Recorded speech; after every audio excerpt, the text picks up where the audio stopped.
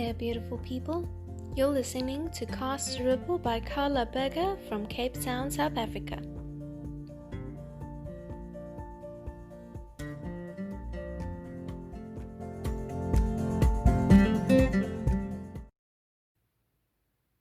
Hello friends, and welcome to a new episode of Cast a Ripple. Cast a Ripple and Be a Ripple is a space where I like to share what I like to call life-enhancing tools that absolutely anybody can use to better improve the quality of their day-to-day lives. So today's video is kind of an extension of last week's episode about boundaries. So you don't necessarily need to go listen or watch to that one, but you know, why not? So go check out the video about boundaries. This video will be about vulnerability, and it's all kind of interlinked with Brené Brown's research. And vulnerability is, you kind of can't do vulnerability without doing boundaries, so they're interlinked. Vulnerability, now I know what you're thinking. How can I say that vulnerability is a tool? Because it's a weakness, right? Well, actually not. Vulnerability is one of the most important things that we can learn to do while being a human being. Because if we're not vulnerable to ourselves or to other people, we'll never be in a space where we can grow, where we can go past our perceived realities, where we can be empathic towards other people. So it's not a weakness. It actually takes a lot of courage to be able and willing to be vulnerable, to be open to yourself, to be open to other people, to be open to other experiences, while still maintaining healthy and safe boundaries for yourself. So you can check out Brené Brown's video called The Power of Vulnerability. Go check it out. It's a TED Talk she gave, and it's had a very big impact on me and being able to move towards authenticity. So vulnerability is this concept that every compassionate person, any compassionate person, has to have a lot of boundaries to protect themselves.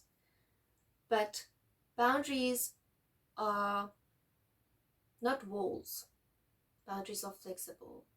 Boundaries are what is okay and what's not okay for us, right? Like the previous video. So vulnerability is this scale between shame and empathy. And vulnerability can go either way. So the less vulnerable you are, the more shame there is you are carrying around with you. The more shame you feel when you see other people and you kind of judge them. The more shame you feel about yourself, and you want to put up these walls so that no one really can penetrate inside. But at the same time, you cannot give out. So the less vulnerable you are, the more shame there is in your life. And shame is such a heavy thing to be carrying around with you. Shame makes it that you are not the person that you are actually. Shame makes this wall that it kind of, you put up walls around yourself. So you're not letting anybody in, and you're not letting yourself out. So you're not being authentic to who you truly are. You are being what you think society expects of you. You are being what you have been conditioned to believe about yourself. You are playing into your ego, because your ego is this controlling authority regulated by fear and by shame. The only way that you can break down that shame, that wall, is being more vulnerable. And yes, that means going out into the world, being who you are, and being in the world without that wall. And that's scary. There's a lot of things that can go wrong. People can criticize you, people can question you, people can tell you off or be mean or be rude, and sometimes that'll hurt because you don't have that wall. But that is being so brave, being able to do that, being able to live a vulnerable life, a place where you are authentic towards yourself. And the more you do that, the more you use vulnerability as a tool in your life, the better you'll understand the boundaries that are okay and aren't okay for you.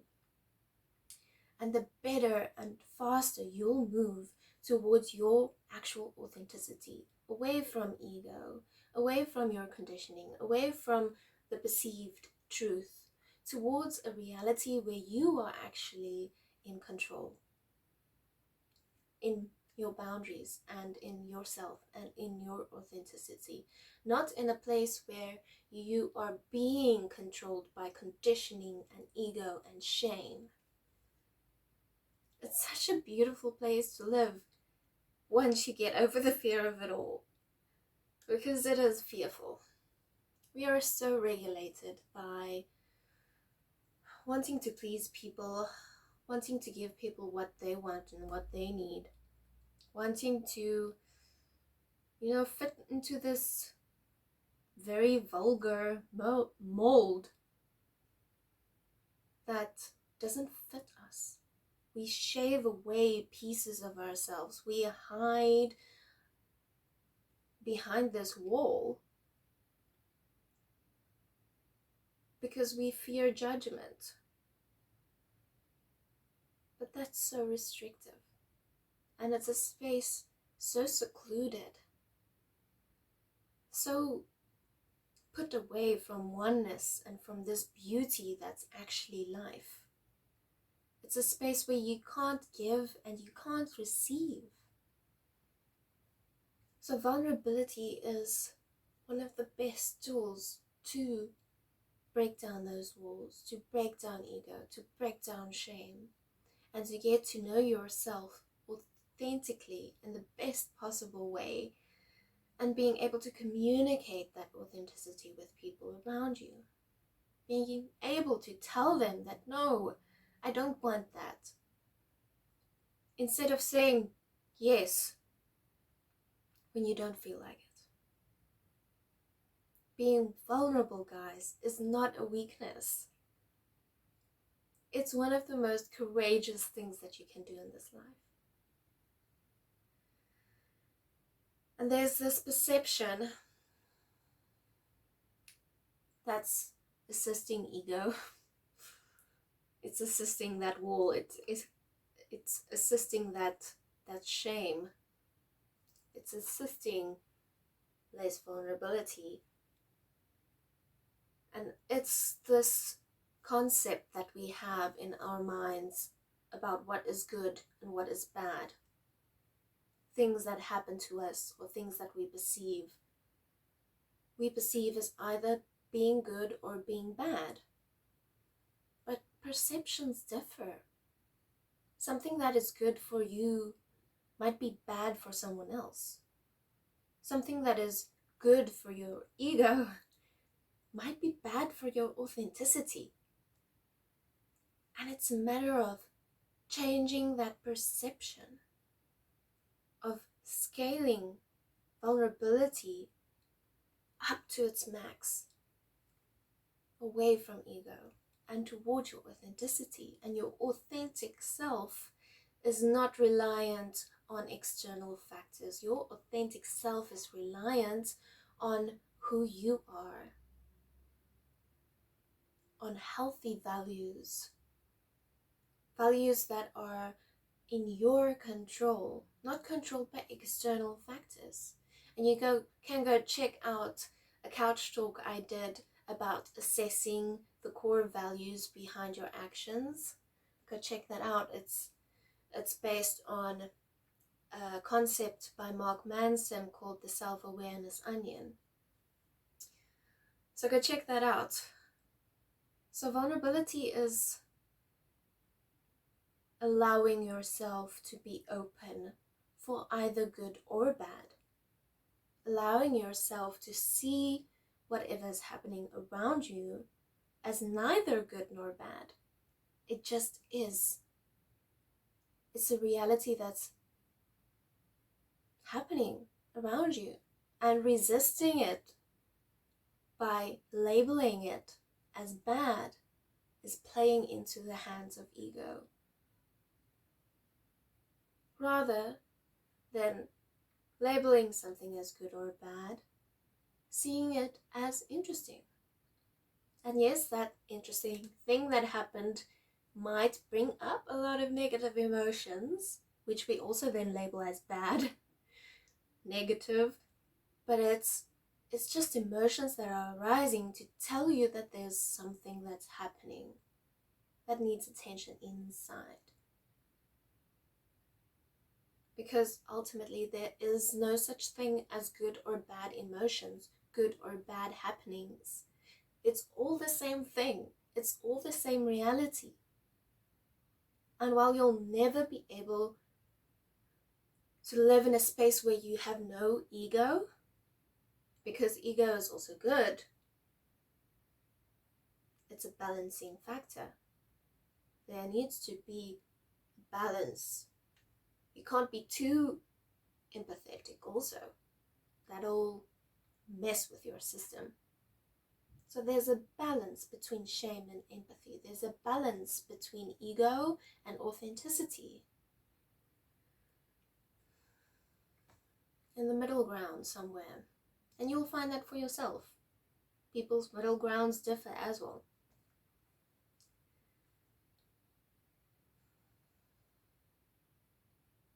So whenever things happen that make you put up walls around you, like someone is doing something that's hurting you, hurting your ego rather, ask yourself the question that what if that person is doing the best that they can at their level of consciousness?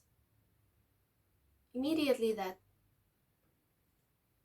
stops putting up that wall. It's interesting. It's the same as asking the question, why, instead of why is this happening to me, asking, what is this trying to show me?